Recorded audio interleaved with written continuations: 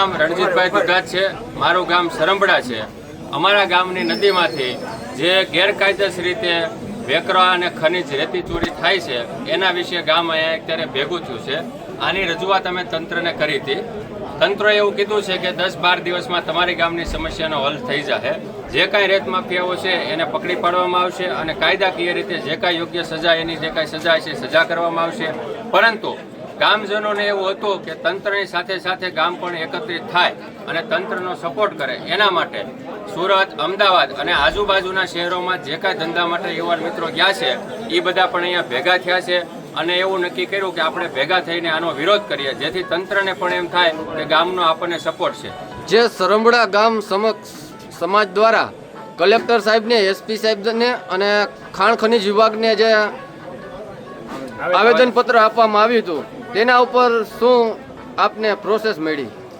એના માટે અત્યારે તો ગામની અંદર કોઈ રેત ચોરીની ઘટના થતી નથી અને કલેક્ટર એસપી સાહેબે અમને એવું કીધું છે કે જે કાંઈ કોઈ તત્વો હતા એના ઉપર કાર્યવાહી ચાલુ છે। એના અમુક વાહનો પણ ડિટેન કરવામાં આવ્યા છે અને ખાણ ખનિજ વિભાગને પણ એવો નિર્દેશ કરશું કે સરંબડા ગામની બોર્ડર બાંધી દેવામાં આવે, જેથી કરીને આવા કોઈ રેત માફિયા હોય એને ખ્યાલ આવી જાય કે આ ગામ એકત્રિત છે અને ગામની અંદર તંત્રનો પૂરેપૂરો સપોર્ટ છે એટલે રેતીની કોઈ ચોરી થાય નહીં।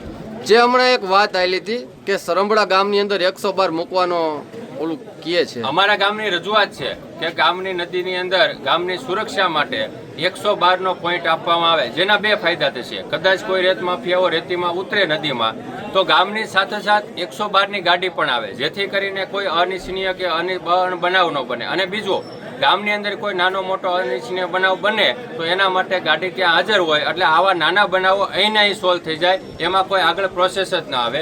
બીજું, કોઈ અસામાજિક ઘટના ન બને, કોઈ અસામાજિક તત્વો હોય એ પણ થોડાક શાંત રહે અને અમારા ગામમાં જે એકતા અને અખંડિતતા છે, બધા પરિવારો સાથે આ ગામની અંદર 18 વર્ણ વચ્ચે છે। ગામની અંદર નાત જાતના વાડા વગર તમામ ધર્મો ઉજવવામાં આવે છે। અલગ અલગ ધર્મના લોકોને પણ એકાબીજાના ઘરે જમવાના, રહેવાના કે એકબીજાને મિત્રતાના સંબંધો છે બધા સાથે। અમારા ગામની અંદર ખૂબ એકતા છે, પણ આ 7-8 જણાના કે 10 જણાના કારણે આખા ગામની એકતા વિખાય છે, એ અમારે નથી વિખાવા દેવી। એના માટે અમે તંત્રને રજૂઆત કરી છે અને અમે બધા એના માટે ભેગા થયા છીએ। આજે તારીખ 19ના રોજ સરંબડા મુકામે સુરત, અમદાવાદ, રાજકોટ વગેરે શહેરોમાંથી તમામ જોઈન્યાઓ આવી અને અમને જે સહકાર આપ્યો છે, શેત્રુંજી નદીમાં રેતીનું ખનન થાય અને પર્યાવરણ અને પાણીને બેને નુકસાન થાય, આવા સંજોગોમાં જે ઝુંબેશ ઉઠાવી છે એ ઝુંબેશ અમે જે યોગ્ય અને જવાબદારી સાથે નિભાવવા આપ સૌને વિનંતી કરીએ છીએ। આપ સૌ ભેગા થઈ અને આ કાર્યને આગળ ધપાવો, તેમજ આવતા દિવસોમાં કોઈ જગ્યાએ ક્યાંય પણ કોઈનો એક ફેરો પણ ભરાય નહીં એવી એ માટેની બધાએ પ્રતિજ્ઞા લીધી છે। બધા એક થઈ અને આ રેતીનું ખનન બંધ થાય એ માટેની કાર્યવાહી કરી છે।